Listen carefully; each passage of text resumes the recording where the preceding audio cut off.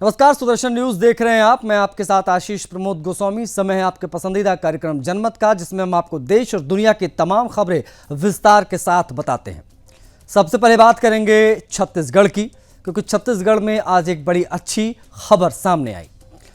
हाथों में पुष्प, छाती के पास भारत का संविधान, जी हां, और नीचे रख दिए गए भारी और खतरनाक हथियार।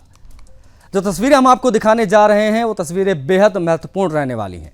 इस वक्त जो आप तस्वीरें देख रहे हैं ये वो माओवादियों की है जो जंगलों में रहते थे, लेकिन अब जो तस्वीर आपके सामने है ये तस्वीर छत्तीसगढ़ के बस्तर से निकलकर सामने आई है, जहां छत्तीसगढ़ की छाती को वर्षों तक नक्सली लहूलुहान करते रहे।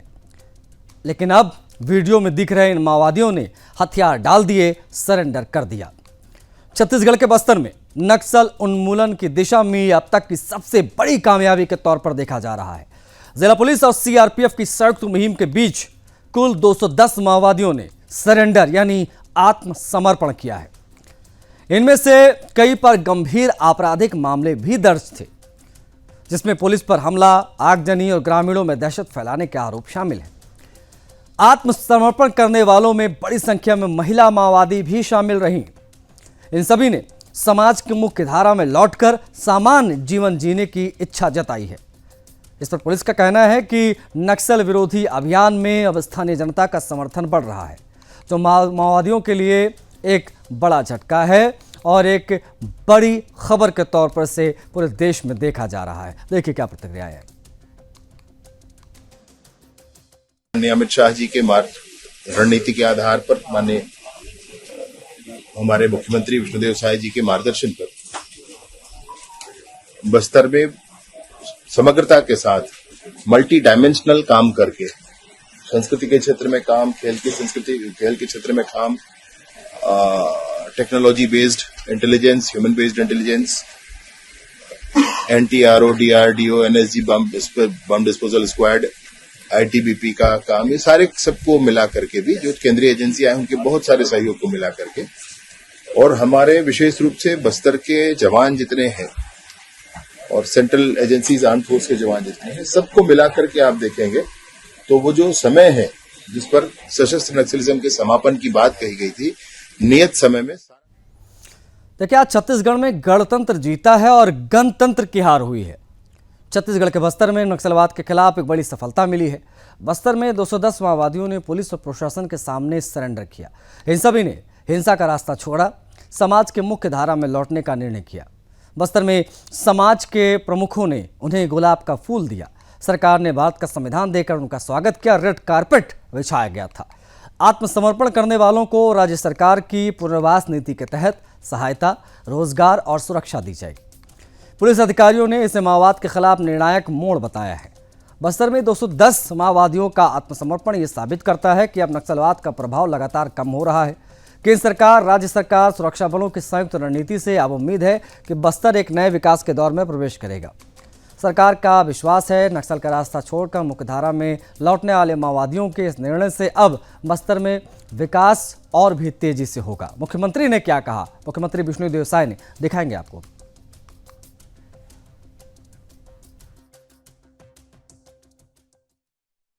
और बस्तर के समाज के मानबिंदु मांझी, चालकी, गायका, पेरवा और शायद कुछ पुजारी, सभी वरिष्ठ लोगों की उपस्थिति है। आज समाज ने उन लोगों का चुनावी संगठन के हैं थे और जिन्होंने पुनर्वास का निर्णय लिया, पुनर्वास से नवजीवन का निर्णय लिया, उनका समाज में स्वागत किया। ऐतिहासिक घटना है।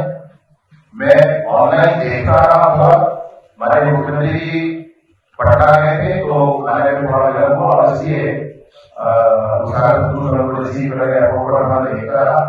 मैं हृदय से प्रसन्न हूँ कि आज बस्तर के समाज के प्रमुख लोगों ने भी, वो लोग जो माओवादी संगठन को छोड़ करके और पुनर्वास कर नवजीवन के लिए आगे बढ़े हैं, उनका स्वागत किया।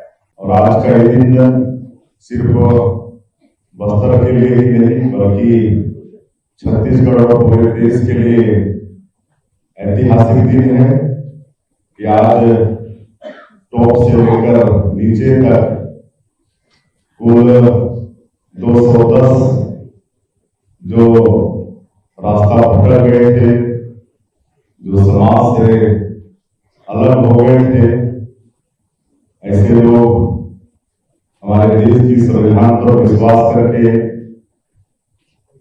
गांधी जी की अहिंसा पर विश्वास करके,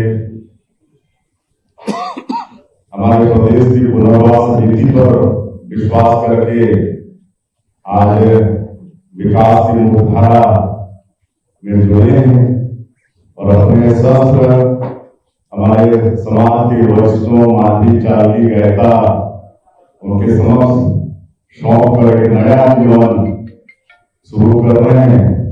ऐसे सभी बंधुओं को बहुत बहुत शुभकामनाएं देते हैं, उनको बधाई देते हैं।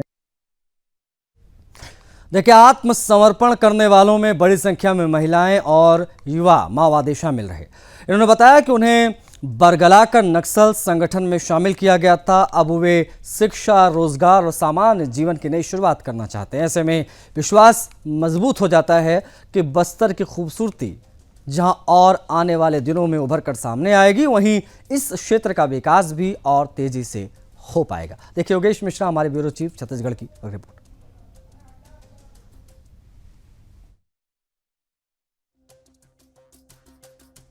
छत्तीसगढ़ के बस्तर में आज गणतंत्र जीतता और गणतंत्र हारता हुआ नजर आया है।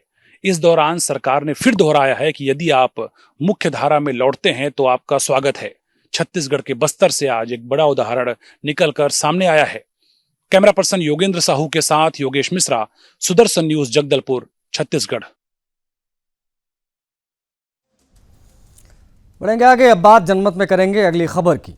अगली खबर है उत्तर प्रदेश से। उत्तर प्रदेश के बस्ती जिले से खबर आई, जहां लव जिहाद के एक सनसनीखेज मामले में पुलिस ने इकराम अंसारी नाम के जिहादी को गिरफ्तार कर लिया। यह गिरफ्तारी बस्ती के फुटहिया चौराहे से की गई थी। दरअसल ये पूरा मामला 29 सितंबर का है, जब नगर थाना क्षेत्र के एक गांव की रहने वाली दलित नाबालिग लड़की रहस्यमय तरीके से लापता हो गई थी। लड़की उस दिन नगर बाजार जाने के लिए निकली थी, लेकिन घर वापस ही नहीं लौटी। परिजनों ने काफ़ी खोजबीन की, पर जब कुछ पता नहीं लगा तो पिता ने थाने में तहरीर दी। तहरीर के आधार पर पुलिस ने जांच शुरू की और जांच में जो सच सामने आया उसने सभी को हैरान कर दिया। पुलिस को पता चला कि लड़की को इकराम अंसारी नाम के एक जिहादी ने लव जिहाद में फंसा रखा था। इकराम अंसारी ने नाबालिग दलित लड़की को शादी का झांसा दिया, मजहब छिपाकर उससे नज़दीकियाँ बढ़ाईं और फिर उसे बहला फुसलाकर अपने साथ ले गया। वास्तव में यह मामला सिर्फ गुमशुदगी का नहीं है, बल्कि लव जिहाद के मकड़जाल में फंसी एक दलित नाबालिग के साथ छल का है।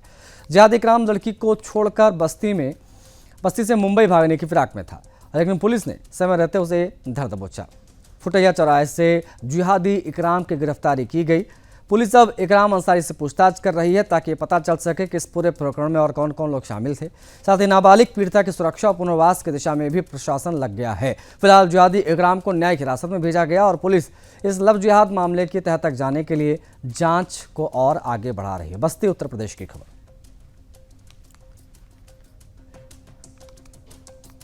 अगली खबर उत्तराखंड के देहरादून से है, जहां सोशल मीडिया पर भ्रामक प्रचार फैलाने के आरोपों को लेकर बड़ा कदम उठाया गया। उत्तराखंड सरकार के सूचना एवं लोक संपर्क विभाग ने वरिष्ठ पुलिस अधीक्षक देहरादून को एक महत्वपूर्ण पत्र भेजा है। दरअसल यह पत्र 17 अक्टूबर 2025 को विभाग के महानिदेशक बंशीधर तिवारी द्वारा जारी किया गया, जिसमें सोशल मीडिया प्लेटफॉर्म फेसबुक पर झूठी और भ्रामक तस्वीरें तथा संदेश फैलाने की साजिश की जांच करने के निर्देश दिए गए। वास्तव में इस पत्र में कहा गया है कि कुछ व्यक्तियों द्वारा जानबूझकर ऐसे संदेश प्रसारित किए जा रहे हैं जिनसे राज्य सरकार की छवि धूमिल करने और जनता को गुमराह करने का प्रयास किया जा रहा है। यह भी स्पष्ट किया गया है कि इन पोस्टर्स के जरिए शासन के प्रति अविश्वास का माहौल बनाने की कोशिश हो रही है। पत्र में यह भी उल्लेखित है कि इस मामले की गंभीरता को देखते हुए पुलिस प्रशासन दोषियों के खिलाफ कठोर विधिक कार्रवाई सुनिश्चित करे। साथ ही यह भी कहा गया है कि इस प्रकार के कृत्य न केवल शासन की साख को नुकसान पहुंचा रहे हैं, बल्कि समाज में भ्रम और अशांति भी फैला रहे हैं। महानिदेशक बंशीधर तिवारी ने अपने पत्र में विशेष रूप से यह निर्देश दिया है कि ऐसे तत्वों की पहचान कर उनके खिलाफ गहन जांच की जाए, कानून के तहत कार्रवाई की जाए। उन्होंने स्पष्ट कहा है कि किसी को भी सोशल मीडिया का दुरुपयोग कर झूठा प्रचार फैलाने की अनुमति नहीं दी जाएगी। दरअसल हाल ही के दिनों में सोशल मीडिया पर उत्तराखंड सरकार से जुड़ी कई फर्जी पोस्ट और भ्रामक तस्वीरें प्रसारित की गई। जिसके बाद विभाग को यह कदम उठाना पड़ा। यह कदम स्पष्ट रूप से दर्शाता है कि उत्तराखंड सरकार फर्जी खबरों और सोशल मीडिया पर भ्रामक प्रचार के खिलाफ सख्त रुख अपनाए हुए है। राज्य प्रशासन ने संदेश दिया है कि सरकार की सभी खराब करने वाले तत्वों को बख्शा नहीं जाएगा।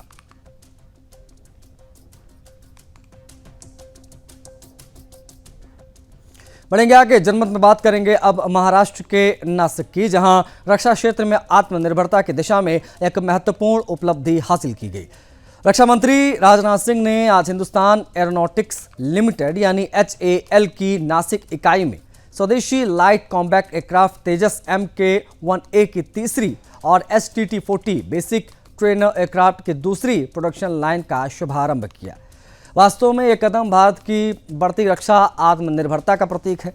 इस अवसर पर रक्षा मंत्री ने नासिक में तैयार पहले तेजस Mk-1A विमान को हरी झंडी दिखाकर उड़ान भरने के लिए रवाना किया। यह विमान भारत की तकनीक क्षमता, स्वदेशी उत्पादन की ओर बढ़ते कदम का प्रतीक है। राजनाथ सिंह ने अपने संबोधन में कहा कि तेजस Mk-1A भारत की बढ़ती आत्मनिर्भरता का चमकता उदाहरण है। उन्होंने बताया कि देश जो पहले अपने 65 से 70% रक्षा उपकरण आयात करता था, अब लगभग 65% उपकरण स्वयं भारत में बना रहा है।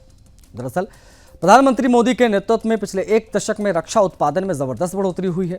साल 2014-15 में देश का वार्षिक रक्षा उत्पादन केवल 46,000 करोड़ रुपए था, जो अब बढ़कर 1.5 लाख करोड़ रुपए से अधिक का हो गया है। रक्षा निर्यात भी अब तक के उच्चतम स्तर यानी 25,000 करोड़ तक पहुंच गया है। सरकार का लक्ष्य है कि साल 2029 तक रक्षा उत्पादन 3 लाख करोड़ और निर्यात 50,000 करोड़ तक हो। बढ़ेंगे आगे, योगी सरकार ने जीरो टॉलरेंस नीति के तहत उत्तर प्रदेश में पिछले 8.5 वर्षों में अपराध और अपराधियों के खिलाफ ताबड़तोड़ कार्रवाई की है। एनकाउंटर में 256 दुर्दांत अपराधियों को मुठभेड़ में ढेर कर यमलोक पहुंचाया गया। इस दौरान पुलिस ने कुल 15,726 मुठभेड़ की कार्रवाइयां की थी। इनमें 31,960 अपराधियों को गिरफ्तार भी किया गया है। अब तक एनकाउंटर की कार्रवाई में 10,324 अपराधी घायल हुए। अपराधियों से लोहा लेते हुए 18 पुलिसकर्मी बलिदानी हुए, जबकि 1,754 पुलिसकर्मी घायल। प्रदेश में सबसे अधिक मुठभेड़ मेरठ जोन में हुई, जहां पुलिस ने 4,453 कार्रवाइयां की। इस कार्रवाई में 8,312 अपराधी दबोचे गए, जबकि 3,131 अपराधी घायल हुए। वहीं 85 कुख्यात अपराधियों को मौके पर ही मार गिराया गया। इस दौरान 461 पुलिसकर्मी घायल हुए, जबकि अपने कर्तव्य का निर्वहन करते हुए 2 पुलिसकर्मी मेरठ जोन में बलिदानी हुए। एनकाउंटर कार्रवाई ने पूरे प्रदेश में मेरठ जोन पहले स्थान पर रहा है।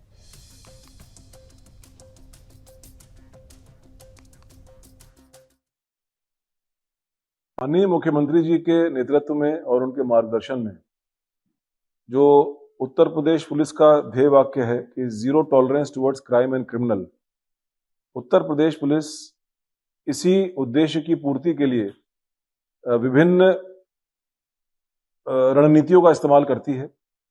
अभी हाल में ही आपने देखा होगा कि जहां एक घटना हुई जहां पर बरेली में कुछ अपराधियों ने भय व्याप्त करने के उद्देश्य से एक प्रतिष्ठित आदमी के घर पर फायरिंग की, और जब उसकी पहचान करके उत्तर प्रदेश पुलिस और STF उस तक पहुंचे तो उसी उद्देश्य से उसने पुलिस पर भी फायरिंग की। इसमें पुलिस ने जवाबी फायरिंग की और वो बदमाश ढेर हुए। दूसरी ओर कई सारे जिले हमारे ऐसे हैं या कई सारी घटनाएं ऐसी हैं जिसमें घटना के 20 दिन के अंदर सभी साक्ष्यों को एकत्रित करते हुए अपराधियों को आजीवन कारावास तक दिलाया गया। तो हमारे सामने उद्देश्य बहुत क्लियर है कि अपराधियों और अपराधों के प्रति जीरो टॉलरेंस की नीति। इसके लिए जो भी कड़ी से कड़ी वैधानिक कार्रवाई होती है उत्तर प्रदेश पुलिस उसको करती है, उसको अंजाम पे लाती है। और इसी कारण से अभी NCRB के पिछले साल के डाटा भी रिलीज हुआ है, जिसमें जितने भी जघन्य अपराधों के हेड हैं उनमें उत्तर प्रदेश की स्थिति सभी में बहुत बढ़ेंगे आगे। खबर महाराष्ट्र के सतारा से है, जहां हिंदू धर्म में पवित्र गौ माता के पूजा के दिन यानी वसु बारस मनाया जा रहा है। यह दिन पूरे महाराष्ट्र में आस्था, भक्ति और सम्मान के साथ मनाया जाता है। लेकिन छत्रपति शिवाजी महाराज की राजधानी सतारा में इस पावन दिन एक बेहद चौंका देने वाली घटना घटी। वास्तव में पराज इलाके के एक बूचड़खाने में एक पवित्र गौ की निर्दयता पूर्वक हत्या कर दी गई। ये घटना हिंदू समुदाय के लिए गहरी आघातकारी घटना है, क्योंकि वसुबारस के दिन गौ माता की पूजा की जाती है और इसे दिवाली से पहले का महत्वपूर्ण धार्मिक पर्व माना जाता है। प्रारंभिक जानकारी के अनुसार इस गंभीर मामले में आरोपी जिहादी इरफान शेख और जिहादी कासिम शेख शामिल हैं। उनके इस कृत्य ने समाज में गहरा रोष और आक्रोश पैदा कर दिया है। इस मामले में सबसे चौंका देने वाली बात यह भी सामने आई है कि सतारा शहर पुलिस स्टेशन की एक महिला अधिकारी पर भी आरोप है कि उसने इस घटना से जुड़े महत्वपूर्ण सबूत, तस्वीरें, वीडियो और मोबाइल रिकॉर्डिंग मिटाने का प्रयास किया। इस बात ने पूरे हिंदू समुदाय में सवाल खड़ा कर दिया है कि क्या सतारा शहर पुलिस थाना कसाईयों के पक्ष में है। समाज में इस घटना के बाद भारी नाराजगी है। हिंदू संगठनों ने आरोपियों के खिलाफ सबूत मिटाने में शामिल पुलिस अधिकारी के खिलाफ भी तत्काल कार्रवाई की मांग की है। वास्तव में यह घटना न केवल धार्मिक भावनाओं को आहत करती है, बल्कि कानून और व्यवस्था की भूमिका पर गंभीर सवाल भी खड़े करती है। प्रशासन और पुलिस पर अब जिम्मेदारी बनती है कि दोषियों के खिलाफ कठोर कदम उठाएं और न्याय सुनिश्चित किया जाए।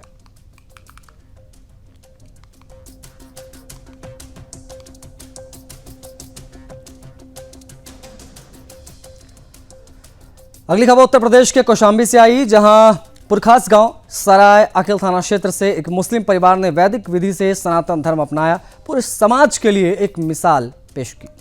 वास्तव में महदी अली और उनका परिवार अब हिंदू धर्म को अपनाकर धार्मिक समर्पण का संदेश दे रहा है। ये तस्वीरें देखिए। परिवार ने मंझनपुर स्थित प्राचीन दुर्गा मंदिर में वैदिक विधि विधान के साथ सनातन धर्म की दीक्षा ली। इस दौरान यज्ञ, हवन और मंत्रोच्चारण के साथ पारंपरिक वैदिक रीति से समारोह संपन्न हुआ। दीक्षा के पश्चात परिवार के सदस्यों ने नए नाम ग्रहण किए। महदी अली अब अनुज प्रताप सिंह हैं, उनकी पत्नी साइमा अब सौम्या अनुज सिंह हैं, बेटी उर्वा अब उर्विजा अनुज सिंह के नाम से जाने जाएंगे। अनुज प्रताप सिंह ने अपने अनुभव साझा करते हुए कहा कि हिंदू धर्म का सार्वभौमिक दर्शन वसुधैव कुटुंबकम उन्हें वर्षों से आकर्षित करता रहा है। उन्होंने बताया कि हिंदुत्व की यह विचारधारा पूरी दुनिया को एक परिवार मानती है और सभी को एकजुट रहने की प्रेरणा देती है। वास्तव में परिवार का ये कदम केवल धर्म परिवर्तन तक सीमित नहीं है। Anuj Pratap Singh one umbrella charitable trust के संस्थापक भी हैं, जो पर्यावरण संरक्षण, शिक्षा, स्वास्थ्य सेवाओं के क्षेत्र में कार्यरत है। उन्होंने स्पष्ट किया कि धर्म परिवर्तन के बाद भी उनका सेवा भाव और सामाजिक योगदान मजबूती और निरंतरता से आगे बढ़ेगा, जारी भी रहेगा। दीक्षांत समारोह में सैकड़ों श्रद्धालुओं ने फूल माला से परिवार का स्वागत किया। कार्यक्रम में भजन कीर्तन, प्रसाद वितरण भी हुआ। आयोजन हिंदू रक्षा समिति द्वारा संपन्न कराया गया, जिनके जिला अध्यक्ष ने कहा कि हम किसी को जबरन धर्म परिवर्तन के लिए प्रेरित नहीं करते, लेकिन जो सच्चे मन से सनातन की ओर आते हैं उनका हम स्वागत भी करते हैं। दरअसल ये घटना पूरे भारतवर्ष में धार्मिक सामरस्यता, सामाजिक एकता, सहिष्णुता का प्रेरणादायक उदाहरण बन गया है। यह दिखाई देता है कि समाज में आपसी भाईचारा और सद्भाव को बढ़ावा देना संभव है अगर प्रयास हो तो। ऐसा है, आज ये मंझनपुर के प्राचीन दुर्गा मंदिर में मुस्लिम समाज के 3 लोग जो है, जिसमें महदी अली राजपूत, उनकी पत्नी और उनकी बेटी सनातन धर्म में वापसी कर रहे हैं। आज पूरे कौशाम्बी के हिंदू धर्म के लोगों में हर्ष है। जी, ये मेरा सौभाग्य है कि मुझे सनातन का बोध हुआ। भारत में प्रचलित जो भी अनेक धर्मांतर हैं उसका मैंने अध्ययन किया और अध्ययन के उपरांत मैंने ये पाया, ये समझा, मुझे अनुभूति हुई कि सनातन यथार्थ है। सनातन ही हमको वसुधैव कुटुंबकम की शिक्षा देता है और सनातन ही मानव जाति के लिए, पूरे विश्व के लिए उपयोगी धर्म। अब मेरे साथ मेरी पत्नी जी हैं और 3 साल की मेरी बेटी है। जी, पहले मेरा नाम महदी अली राजपूत था, जिसको कि नामांतरण के बाद अनुज प्रताप सिंह किया गया। मेरी पत्नी जी साइमा राजपूत, नामांतरण के उपरांत उनका नाम सौम्या अनुज सिंह। बेटी का नाम उर्वा राजपूत था, जिनको कि नामांतरण के बाद उर्विजा राजपूत के नाम से जाना जाएगा। इसका कारण ये है कि सनातन ही धर्म सबसे अच्छा मुझे समझ में आ रहा है, इसीलिए मैं सनातन धर्म में आना चाहती हूँ। पहले साइमा बानो था, उसके बाद अब सौम्या सिंह हो गया।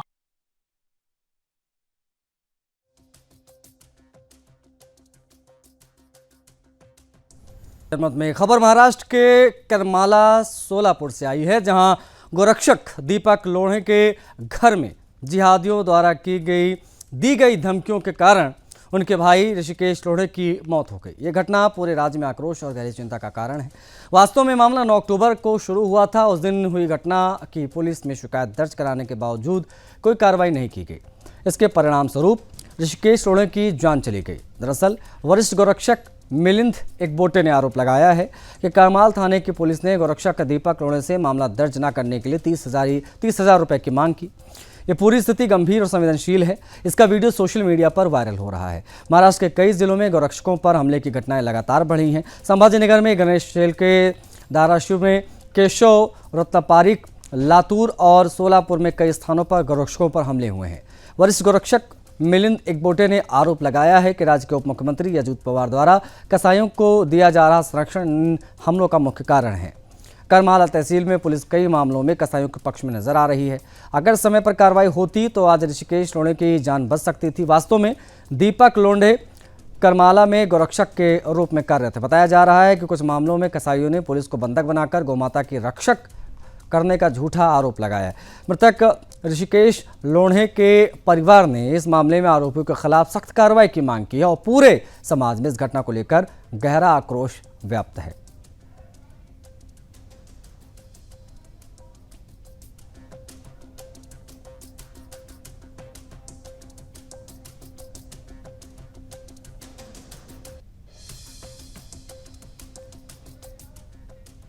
खबरों का सिलसिला सुदर्शन न्यूज़ पर लगातार जारी रहेगा, लेकिन फिलहाल इस कार्यक्रम में इतना। मुझे आज्ञा दीजिए। जय हिंद।